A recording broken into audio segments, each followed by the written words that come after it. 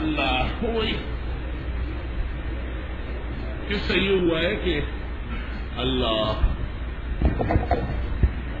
کہ الٹی طرف کو مضمون جانا گیا ہے، تو محامد جتنے ہیں وہ دائیں طرف ہے. جیسے ایک شیخ سے ہاتھ ملانا ہے تو ایسا تھوڑا سا سرک کے ہاتھ ملانا ہے، ادھر سے نہ ہے، تھوڑا سا ایسا ہو جائے. اللہ. اور یہ قمیص جو آپ کی ہے، آپ نماز میں ہاتھ کیسے باندھتے ہیں؟ نہیں، ایسے تو نہیں باندھتے، ابھی بھی نہیں باندھتے. کہتے ہیں میں ایسا ہاتھ باندھوں، غلط ہے، آپ ایسے باندھیں، الٹا دائیں پہ رکھتے ہیں نا. ہاں نہیں، نماز میں ہاتھ کیسے باندھتے ہیں؟ تو آپ نے پھر قمیص کیسے سلوائی؟ قمیص میں الٹا دائیں کے اوپر ہے. انا للہ و انا الیہ راجعون. انگریز بے ایمان بے غیرت، اس کا پروپیگنڈا اور سازش عرب و عجب میں چل رہی ہے. واسکٹ، صدری، شیروانی، جبہ دایاں بائیں پہ. یہ جو اب ہاتھ باندھتے یہ طریقہ ہے کہ میرا طرز زندگی اس طرح ہوگا. یہ پہلے کا جہاں پڑھ رہا ہے نا، سنتا رہا، عمل بھی کیا ہے. ایک وحدہ لا شریک لہ لا نظیر لہ ولا ند لہ. اور کوئی نہیں ہوگا جس نے دائیں کنارہ بائیں پر کیا. کہاں ہے؟ کہاں ہے؟ کھڑے ہو جائے وہ محبوب شخص. ماشاء اللہ، یہ سن چکے، عمل بھی کیا ہے. چلو خدا کا شکر ہے، کچھ روشنی تو بڑھ گئی. خدا کا شکر ہے کہ روشنی دین کی پھیل گئی. ہے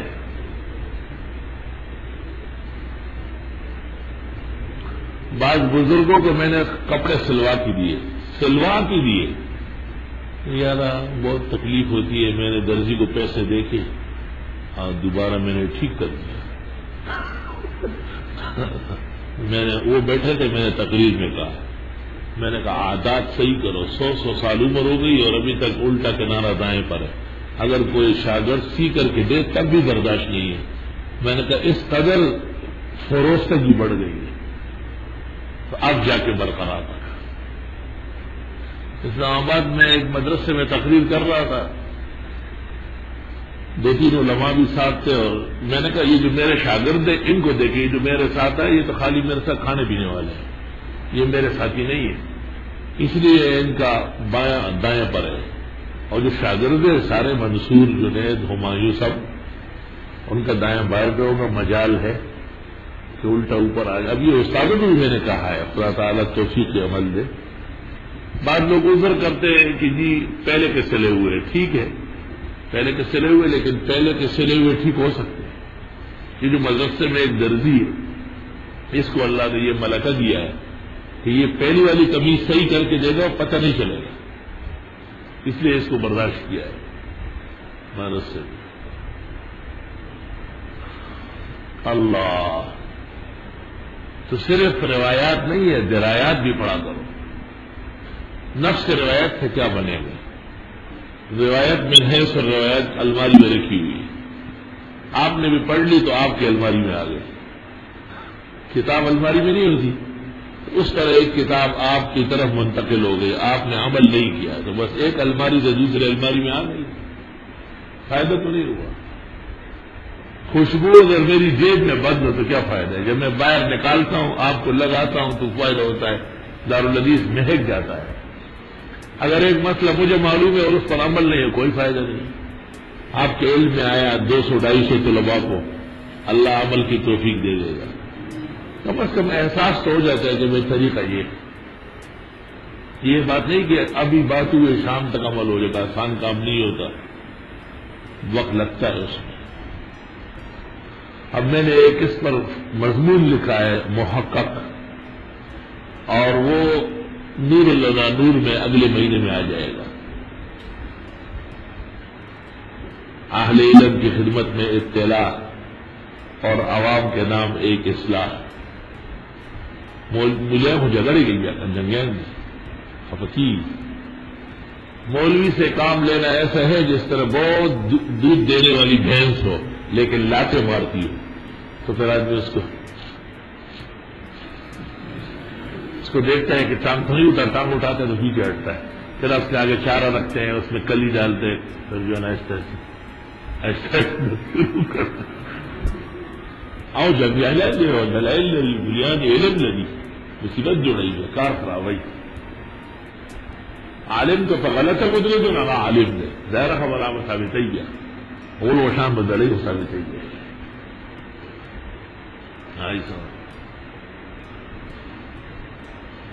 تو کوشش اس بات کی آپ کریں جہاں بھی ہو علماء سے اختلاف نہ کریں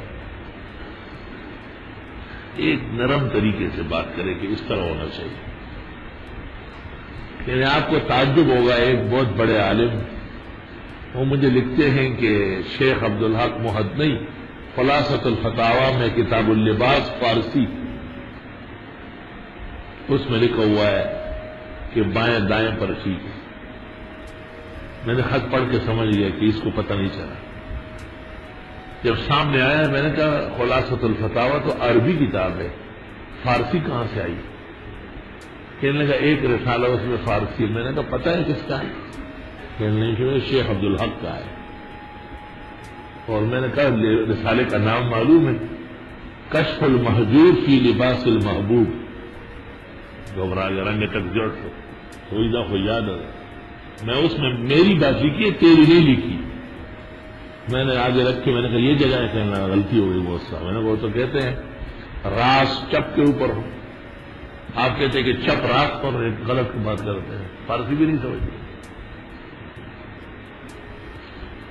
تو طریقے سے کام ہونا چاہیے جب کوئی نیا مسئلہ آغاز کرے تو سینہ بڑا رکھے تنگ نظر نہ ہو نبی کی بات بھی پہلے دن کسی نے نہیں مانی ٹائم تو لگتا ہے اپنے مسئلے پر قائم رہو مستحکم ہٹو نہیں اس سے سینہ بڑا رہو تنگ نہ ہو ظاہر ہے اور بھی علماء کرام ہیں ان کا بھی احترام ضروری ہے ان کے لیے ہم بدعملی نہیں کر سکتے لیکن ایک حد تک انہیں بھی بدعمل نہیں کہیں گے یہ کہیں گے کہ توجہ نہیں خیال نہیں احترام کریں گے تو ان کو مقابلہ نہیں کرنا ہوگا اور بات سمجھنا آسان ہو جائے گا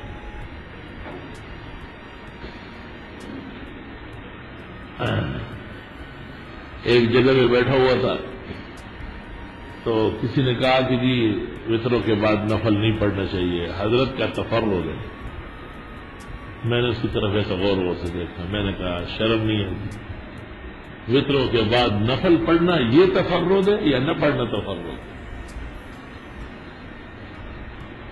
اور حیران ہو گیا میں نے کہا وطروں کے بعد نفل نہ پڑھنے میں تو حدیث وارد ہے بخاری و مسلم و ہر کتاب کی اجعلوا آخر صلاتکم باللیل وطرا پڑھنے میں کون سی حدیث آئی فعلی روایات جو احتمالات 50 رکھتی ہے اور ذوق سے بھری ہوئی ہے میمون بن موسیٰ مرائی جیسے قذاب جس میں موجود ہے اور جسے بخاری مسلم ترک کر چکے ہیں تو میں نے کہا یوں کہو کہ اصل مسئلہ تھا وطر آخری نماز لیل لیکن افسوس کہ علماء عملاً متفرد ہو گئے بوجہ علم حدیث نہ جاننے کے اور انہوں نے رکعتین بعد الوتر شروع کر دی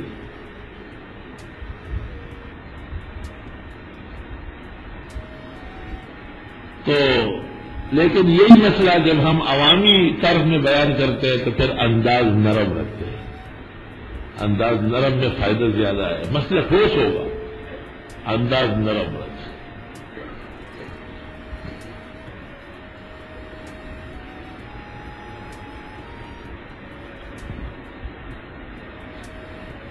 سنگھ سے ایک عالم آیا بڑے سینگوں پہ تیل ویل لگا کے لڑنے کے لیے یہاں بیٹھا ہوا تھا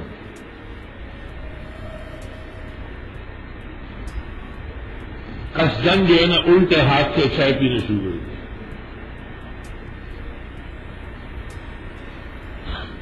میں سمجھ گیا میں نے کہا یار ایک مہمان بھی ہے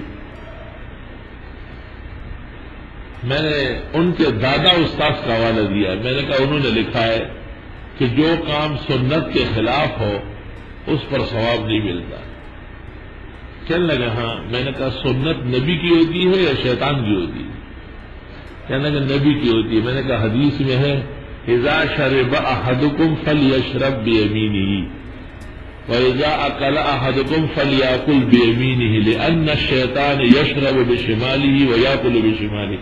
تو جلدی آتے سکیے. کہنے لگے یہ حدیث نظر سے نہیں گزری. میں نے کہا صحیح مسلم کی حدیث نظر سے کب گزرے گی؟ ہمارے یہاں دورے مذاق لے لے تاکہ مولانا زبیر پڑھا لے. آپ وہ مجھ سے پہلے کا پڑھا ہوا ہے. کہنے لگے میں ایک بات عرض کر رہا ہوں. میں نے کہا ایک نہیں 10 عرض کر لے. میں حاضر ہوں, آپ مہمان ہیں, میں میزبان ہوں, آپ کا احترام مجھ پہ واجب ہے. چھوٹی چھوٹی باتوں پہ نہ لڑا کریں. میں نے کہا مثلا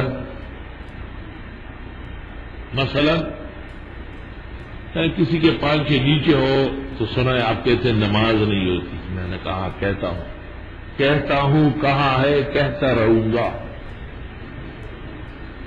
کہ یہ کیوں؟ میں نے کہا محمد رسول اللہ کو جانتے؟ کہا. میں نے کہا وہ مولوی تھے یا نہیں؟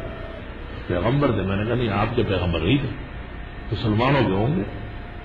انہوں نے نہیں کہا کہ نماز دوبارہ پڑھو. اعد صلاتک ووضوءک جميعا, ابو داؤد کتاب اللباس. فڑی کرامات اس میں طاقت چھٹے اور تش فڑی سڑے ہوئے چاپتی لوگ اوڑ پڑا ہے. میں اللہ ابو داؤد لے آیا.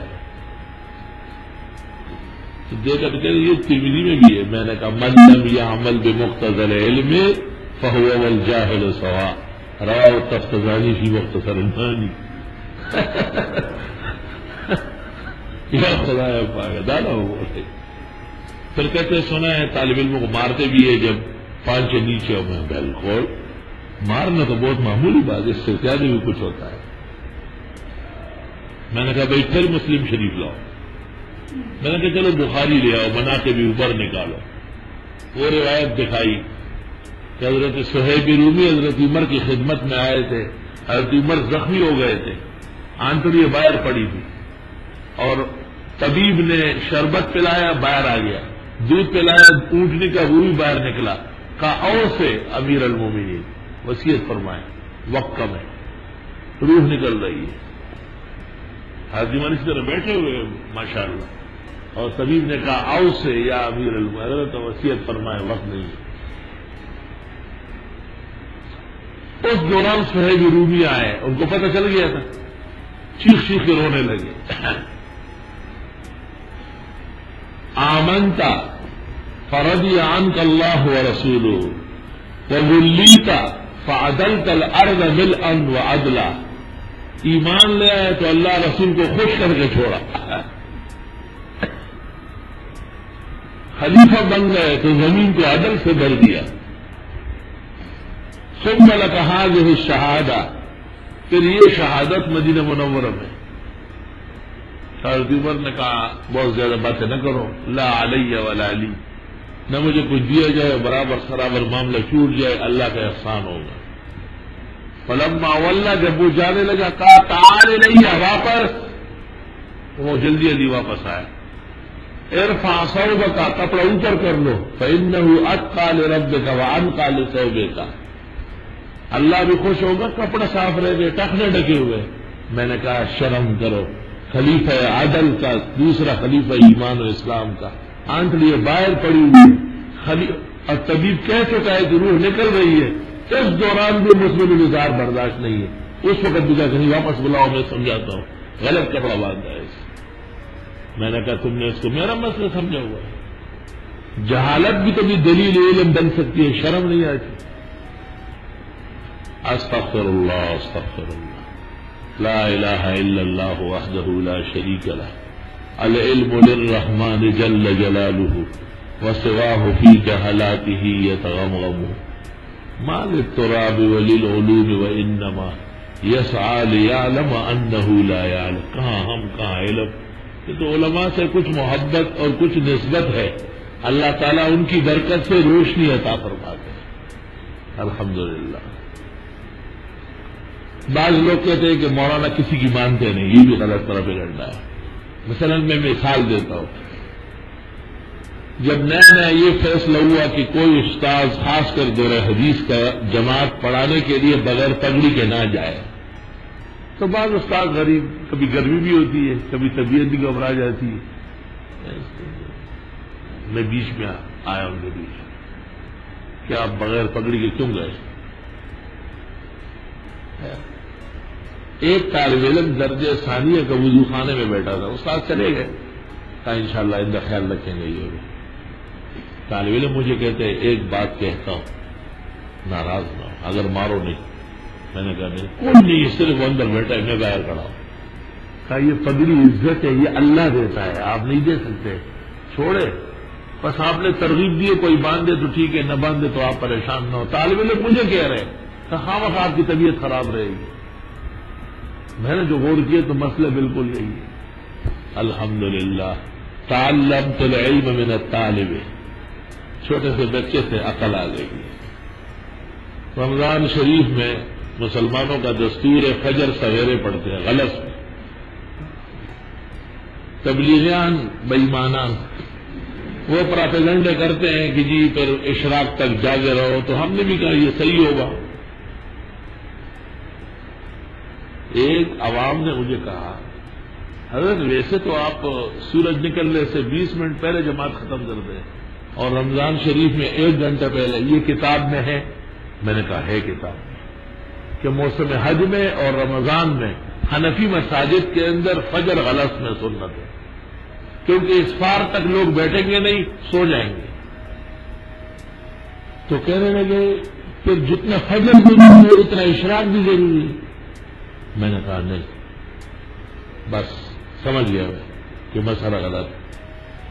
کتاب الفقہ علی المذاہب الاربعہ کھول کے دیکھی، عبد الرحمن الجزائری لکھتے ہیں رمضان شریف میں شب بیداروں کے لیے فجر پڑھ کر جاگنے کی ضرورت نہیں ہے، سو جائے، پھر جب اٹھے اس کے بعد اشراق پڑھ لے۔ میں نے کہا یا مرحبا بشرع المتین وواضح ھذا الدین، کیسے کمال کا دین ہے۔ اس عوام سے یہ مسئلہ سمجھ آ گیا، خیال ہو گیا، تحقیق کر لی، مسئلہ دوسرا نکل آیا۔ ایسے سینکڑوں مسائل ہیں۔ مرد بارد کی گیرد اندر گوش ور بنشتست پند بر دیوار، شیخ سعدی علیہ الرحمت جو استاد فن ہے، مولانا اشرف علی نے اشرف السوانی میں حضرت سے منقول ہے کہ استاد فن صرف شیخ سعدی ہے، مولانا روم نہیں ہے، حافظ نہیں ہے، نظیری نہیں ہے، ثنائی نہیں ہے، صرف شیخ سعدی استاد فن ہے۔ یاد رکھنا، صرف استاد وہ ہے، باقی تمام تلامید ہیں۔ وہ فرماتے ہیں کہ عقل مند کو چاہیے کہ کاپ کی بات لے لے اگر کہ دیوار پر لکھی ہوئی ہے۔ فوائد کی باتیں، کام کی باتیں نوٹ کیا کرو، اپنے پاس خزانے رکھو۔ علم تو سارا علم ہے، حدیث تو ساری حدیث و تشریح ہے، بعض ایسی باتیں جو مہمات کہلاتی ہے وہ مضبوط پکڑا کرو۔ اللہ، امام ابو حنیفہ رحمہ اللہ کے بارے میں در مختار میں لکھا ہے، در مختار شامی کا متن ہے، یہ تخصص کا اصل سبق صرف در مختار ہے، یاد رکھو۔ تخصص فی الفقہ، فی الدعوت والارشاد، فی الحدیث، فی التاریخ، فی التفسیر، فی التجوید، جتنے تخصصات ہیں ان کا ایک سبق لازم ہے اور وہ ہے در مختار۔ رد المختار میں شامی نہیں، در مختار متن۔ استاد گرامی قدر مولانا مفتی علی حسن پڑھاتے تھے اور پھر اس سبق کے بعد متخصصین بڑھ جاتے تھے، اپنے اپنے شعبے میں چلے جاتے تھے۔ لازم ملزوم سبق جو ہے وہ در مختار ہے، تخصص کا۔ استغفر اللہ۔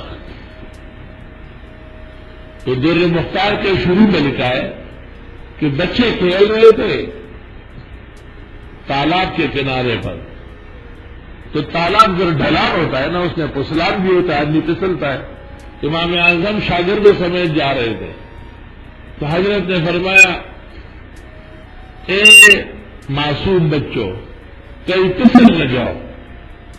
تو ایک بچے نے پیچھے دیکھا، کہا یا ایھا الامام لا تزل قدمک لو تزللت لزل الاسلام۔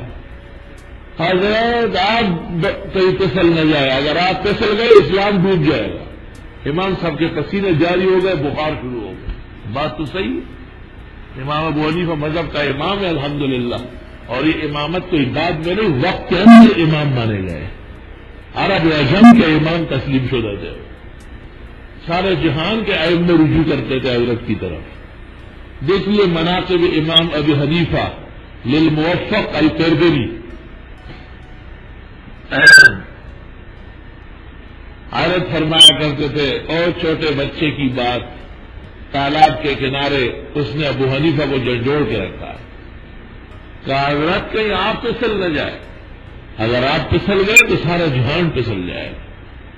آئے ہائے ہائے، ذلت العالم ذلت العالم، قیمتی بات تھی جو ایک معصوم بچے کے منہ سے نکلی۔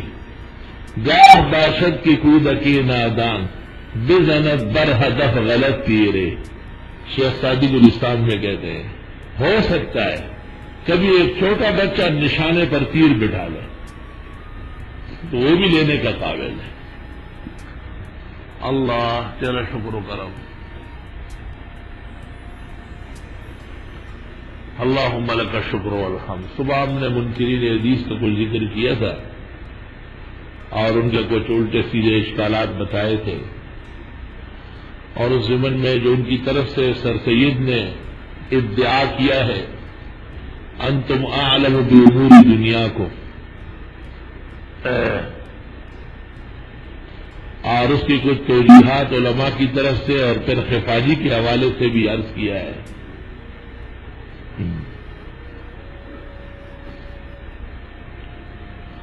اللہ کہ اگر وہ حضرات کچھ صبر کر لیتے تو آگے چل کر تکلیف سے جان چھوٹ جاتی، تعبیر النخل سے،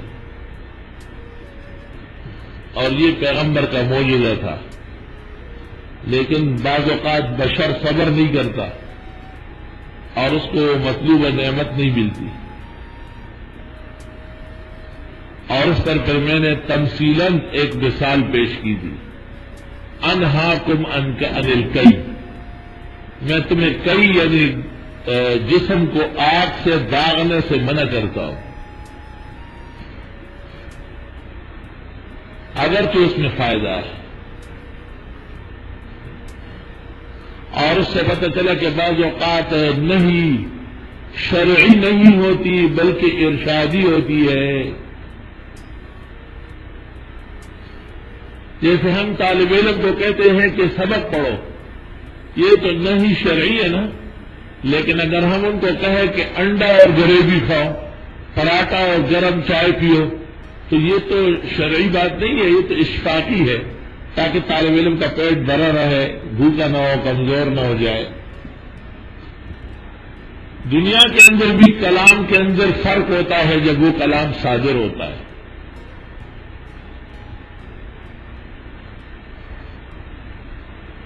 یہ ایک علیحدہ مسئلہ ہے کہ اس کو سمجھنے کے لیے عقل چاہیے۔ حضرت مغیث اور بریرہ کا واقعہ کبھی سنا ہے پہلے؟ حضرت مغیث ایک صحابی ہے، پہلے عبد تھے بعد میں حر ہو گئے، ان کی بیوی بریرہ ام المومنین عائشہ صدیقہ نے خریدا اور آزاد کر لیا۔ تو یہ قاعدہ ہے کہ عمد جب آزاد ہو جائے کنیز تو اس کو سابقہ نکاح برقرار رکھنے اور نہ رکھنے کا بھی اختیار مل جاتا ہے۔ شافعی اور حنابلہ اور ممالک کہتے ہیں کہ اگر خاوند عابد ہو تو پھر تو اختیار نکاح اور عدم نکاح ہے، اور اگر خاوند حر ہے تو پھر نکاح برقرار رہے گا۔ یہ تو ایک مسئلۃ خلافیۃ نظریۃ فی الحدیث والآثار ستدرسونها ونتکلم حولها بکلام راجح ان شاء اللہ اذا جاء الاوان۔ اس میں ایک نقطہ بڑا عجیب ہے، جب بریرہ اس آزاد ہو گئی تو اس نے مغیث کو چھوڑا۔ مغیث کے سے بڑی محبت تھی، یار نزدیک منز بن بمنس این عجب تر کے منز وے گورا۔ شیخ سعدی کہتے ہیں کہ دوست مجھے جان سے زیادہ محبوب ہے، تعجب ہے کہ اس کو مجھے میرا خیال ہی نہیں ہے. یار نزدیک طرز من بمنس میاں جب تر کے منزوے دور. مغیث اس کی جدائی میں اتنا روتا تھا، گلی میں گھومتا تھا، بریرا بریرا بریرا بریرا، کہ اس کے چہرے پر نشان بن گئے تھے آنسو. حیات نے بریرہ کو طلب کیا اور بریرہ سے کہا کہ آپ مغیث کے ساتھ رہیں، اس کی بڑی محبت ہے آپ سے. تو بریرہ نے پوچھا، عجیب بات ہے، قدیم ہے لیکن علم کی کٹلی ہے. بریرہ نے کہا اتأمرنی ان تشفع وفی روایہ ان تشاورنی یا رسول اللہ. یہ آپ کا حکم ہے یا سفارش ہے؟ یہ حکم ہے یا مشورہ ہے؟ تو حضرت نے فرمایا حکم نہیں کر سکتا، اللہ تعالیٰ نے اجازت دی ہے، میں مشورتاً اور سفارشاً کہتا ہوں. تو بریرہ نے کہا ثم انا لا اطاوعها، تو شفاعت نہیں مان سکتی. نئی شادی کا مجھے خیال آیا ہے، آج بھی جب نئی شادی کی سوچ میں ہو تو ویسے بھی اس کا دماغ چڑھا رہتا ہے.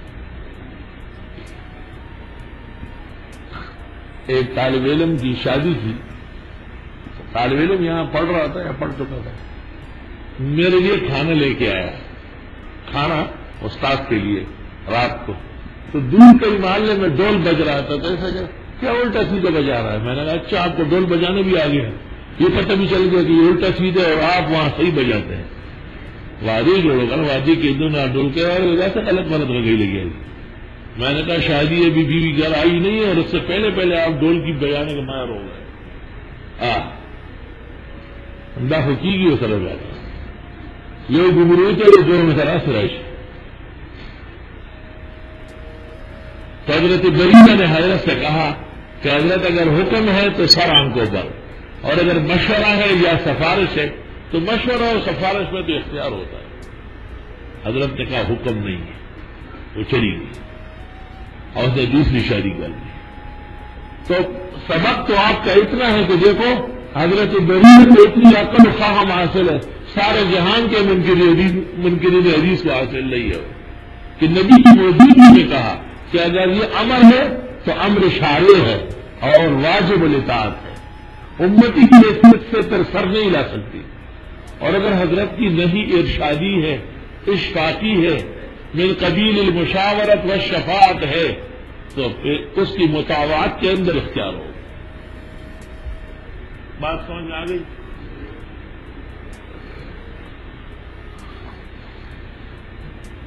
لیکن سوال یہ ہے کہ کیا بزرگوں کے مشورے میں یا ان کی شفاعت میں، سفارش میں پہلو کیا ہونا چاہیے، ارتکاب کا یا ترک کا؟ میں نے آپ کو ایک مشورہ دیا تو کوشش تو آپ کی یہ ہوگی نا کہ استاد کا مشورہ ہے تو ماننا پڑے گا، مگر یہ ایک طبعی اور اضافی صورتحال ہے. لیکن اگر میں حکم دے دوں آپ کو، استاد گرامی قدر مولانا مفتی ولی حسن مجھے کہتے تھے کہ آپ دور حدیث رکھیں، تو میں نے کہا اس شہر میں آپ پڑھاتے، میں کیسے پڑھاؤں؟ تو حضرت فرماتے تھے رکھے. تو میں نے ایک دن پوچھا مکہ مکرمہ میں کہ یہ حکم ہے یا مشورہ ہے؟ تو فرمایا آپ کو فائدہ حکم سے پہنچے، حکم سمجھ لیجیے. میں نے کہا ٹھیک، آپ کا حکم ہے سر آنکھوں پہ.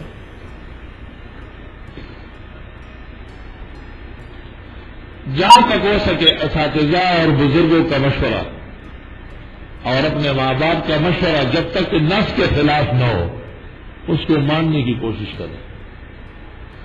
کبھی کبھی ظاہر اس کا ہموار نہیں ہوتا لیکن اندر سے پر حکمت ہوتا ہے،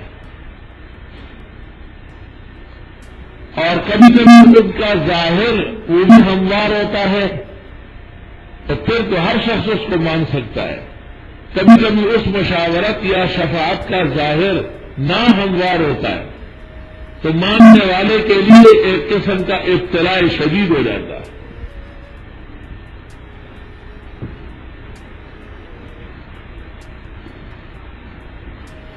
اللہ اکبر کبیرہ۔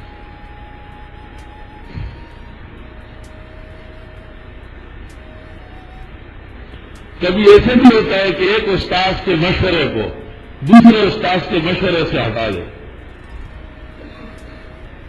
ایک استاذ نے آپ کو مشاورت کی کہ آپ کراچی سے چلے جائیں، دوسرے اس سے بڑے استاذ نے کہا کہ نہیں آپ یہاں رہے، تو اب آپ رہنے کی طرف راغب ہے تو اس دوسرے استاذ کے مشورے پہ چلے۔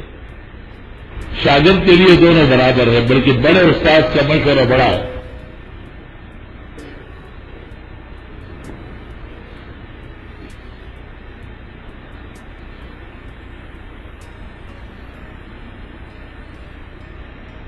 اللہ اکبر کبیر۔ مجھے حضرت مولانا مفتی احمد الرحمان مرحوم نے کہا تھا کہ آپ دارالفتہ میں فتویٰ لکھے اور دورے کے کوئی سبق دے دیں گے۔ میں نے حضرت مولانا مفتی ولی حسن سے کہا تو فرمایا یہ کام نہ کرنا۔ وجہ کیا ہے کہ ان کو پتہ تھا کہ طبیعت ایسی ہے کہ تحت الامر نہیں چل سکتا۔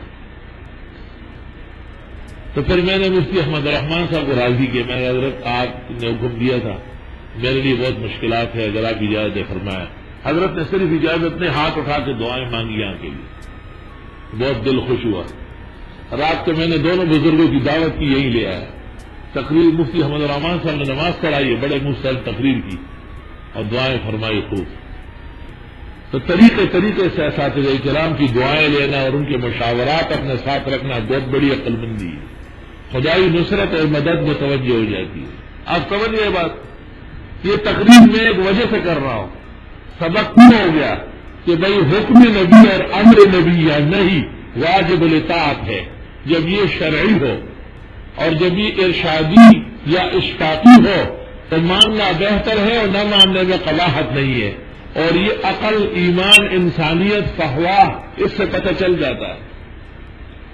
وہ جو بڑی نے مشورہ نہیں مانا نا، چلی شادی کر دی نا، تو کیسا خاوند ملا؟ خبروں کسی ایک کو پتا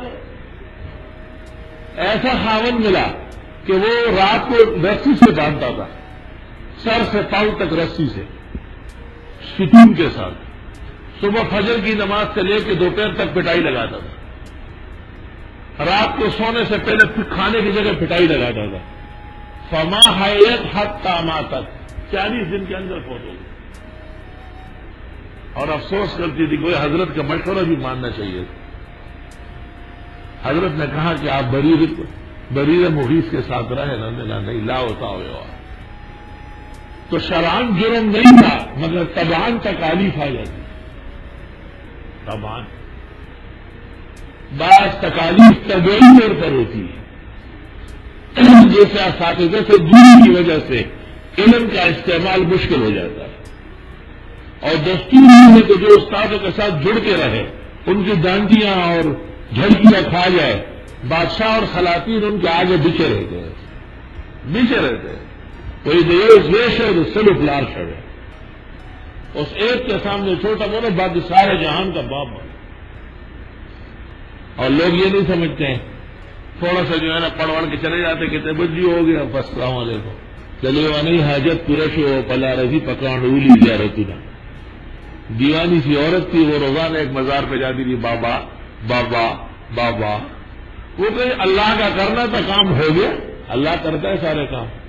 پھر جب اس مزار کے قریب آئی تو پتھر لے کے مارا۔ کسی نے کہا یہ کیا ہوگا، میرا کام تو ہو گیا، میں نے مزار کو کیا کرنا؟ نہ دلیوا نہیں حاجت پورشی ہو پلا رضی پکان اولی زیارت نہ۔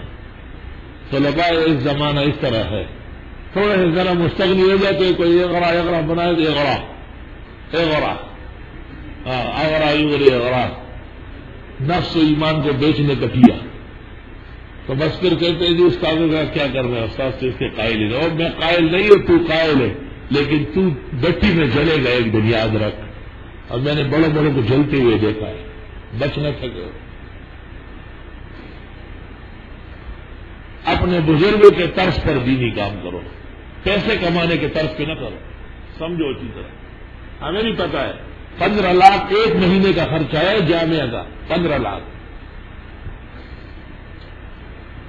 ایسے ادارے میں قائم کر سکتے، مجھے ساری دنیا جانتی ہے کہ 15 لاکھ 10 دن میں آئیں گے، لعنت بھیجو، وہ حضرت نانوتوی اور حضرت شیخ الاسلام کے طریقے کے خلاف ہے۔ ہمارے بزرگوں نے اس طرح کام کیا، وقف اداروں میں بیٹھے تھے اور مسلمان اپنے خون پسینے سے ان کی آبیاری کرتے تھے اور اللہ کی نصرت و مدد شامل حال لیتی ہوئی، اور جنہوں نے وغیرہ بنائے ہیں وہ چلتا ہونا شروع ہو گئے ہیں۔ دیکھ لیں ذرا، ان فی ذلک لعبرۃ لأولی الابصار۔ کیا ہوا ہے؟ آپ نے بھی وغیرہ بنائے؟ اگر آپ نے وغیرہ بنائے تو آپ لاؤڈ اسپیکر بند کریں گے۔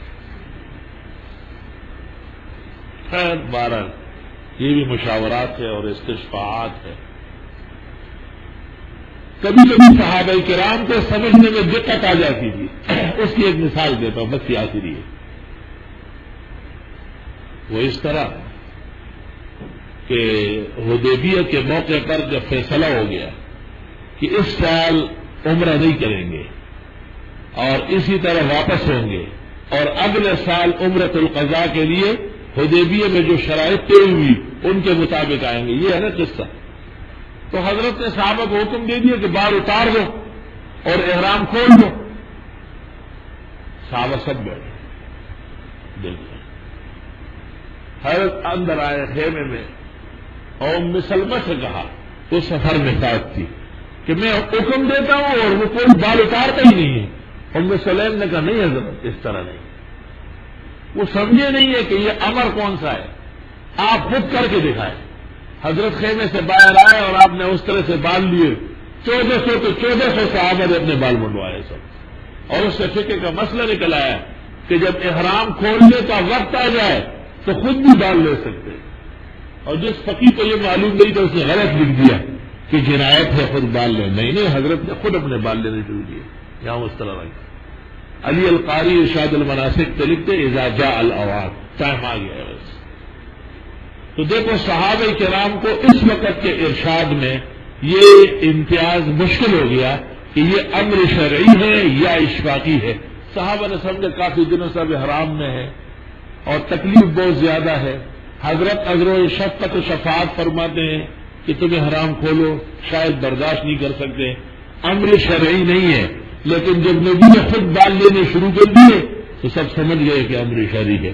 تو جناب رسول اللہ صلی اللہ علیہ وسلم کے اوامر و نواہی من حیث الرسول والنبی وہ واجب الاتباع ہے، اور اشفاقی اور ارشادی امور وہ علیحدہ ہیں، اور وہ امت فحوائے دین کے ساتھ فرق کر سکتے ہیں۔